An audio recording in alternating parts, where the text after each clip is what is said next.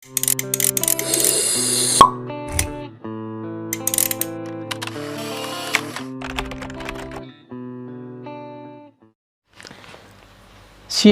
yang hidup dengan ilmu akan menemukan kemudahan.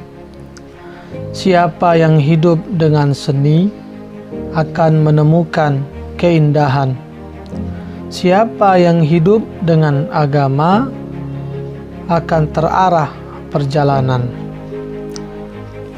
Allah Subhanahu wa ta'ala berfirman, yarfa'illahu alladhina amanu minkum walladhina utul ilma darajat wallahu bima ta'maluna khabir. Allah akan meninggikan orang-orang yang beriman di antaramu dan orang-orang yang diberi ilmu pengetahuan beberapa derajat. Dan Allah Maha mengetahui apa yang kamu kerjakan. Dari ayat ini bisa kita fahami bahwa orang yang paling tinggi derajatnya di sisi Allah adalah orang yang beriman dan berilmu. Barang siapa yang Allah hendaki pada kebaikannya, maka dia akan dipahamkan dalam masalah agama. Begitu kata Nabi. Maka iman tanpa ilmu seperti pelita di tangan bayi, sedangkan ilmu tanpa iman bagaikan pelita di tangan pencuri. Ibnu Athaillah, salah seorang sufi, pernah berkata, al-ilmu an-nafi'u huwa allazi yanbasitu fi sadri syu'a'ahu wa yankashifu bi anil qalbi qina'uhu. Ilmu yang bermanfaat adalah yang cahayanya melapangkan dada dan menyingkap tirai kalbu.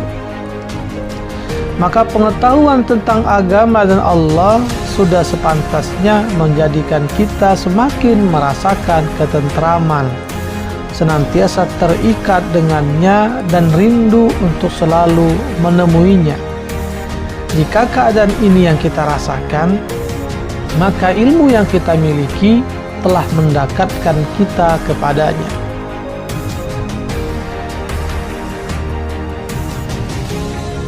Dan ilmu yang paling utama adalah ilmu yang dapat menjadikan pemiliknya berperilaku selaras dan sesuai dengan maksud Allah menciptakan dirinya, bahwa manusia diciptakan untuk beribadah kepada Allah, taat dengan segala perintahnya, dan meninggalkan apa yang menjadi larangannya. Sayyidina Ali bin Abi Thalib yang oleh Nabi dijuluki sebagai pintu gerbangnya ilmu pernah berkata, tiada kekayaan yang lebih utama daripada akal, tiada kefakiran yang lebih menyedihkan daripada kebodohan, tiada warisan yang lebih baik daripada pendidikan. Maka Ali ketika ditanya, mana yang lebih utama antara ilmu dan harta? Ali pun memberikan jawaban-jawabannya, bahwa ilmu lebih utama daripada harta. Ilmu adalah warisan para nabi, sedangkan harta warisan Fir'aun dan Qarun.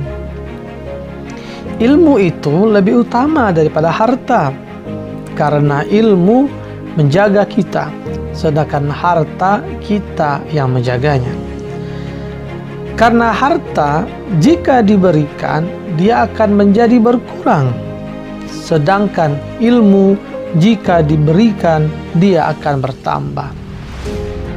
Pemilik harta seringkali disebut dengan orang yang pelit, sementara orang yang berilmu biasanya disebut dengan kemuliaan. Orang yang berharta musuhnya biasanya banyak, sedangkan yang berilmu temannya malah yang banyak. Oleh karenanya ilmu tetap lebih utama daripada harta, karena di akhirat nanti pemilik harta akan dihisab sedangkan orang berilmu akan memperoleh syafaat. Ali juga menjelaskan bahwa harta akan hancur berantakan karena lama ditimbun zaman, tetapi ilmu tidak akan rusak dan musnah walau ditimbun zaman. Seringkali harta membuat hati seseorang menjadi keras, sedangkan ilmu malah membuat hati menjadi bercahaya. Dan ilmu lebih utama daripada harta, karena pemilik harta bisa saja mengaku menjadi Tuhan akibat harta yang dimilikinya, sedangkan orang berilmu justru mengaku seorang hamba karena ilmunya. Harta abadi kita adalah ilmu, sehingga ada pepatah Arab yang mengatakan ilmu rajuli waladuhul mukhalladu. Ilmu seseorang adalah anak yang abadi. Artinya, ilmu akan senantiasa bersama kita kemanapun dan dimanapun kita berada.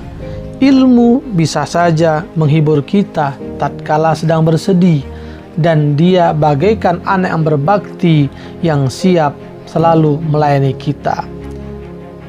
Oleh karenanya, menuntut ilmu menjadi niscaya, karena ilmu adalah cahaya hati.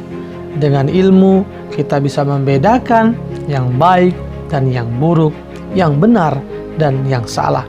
Maka bila hati sudah bercahaya, kita akan termasuk orang yang tercerahkan mata batinnya.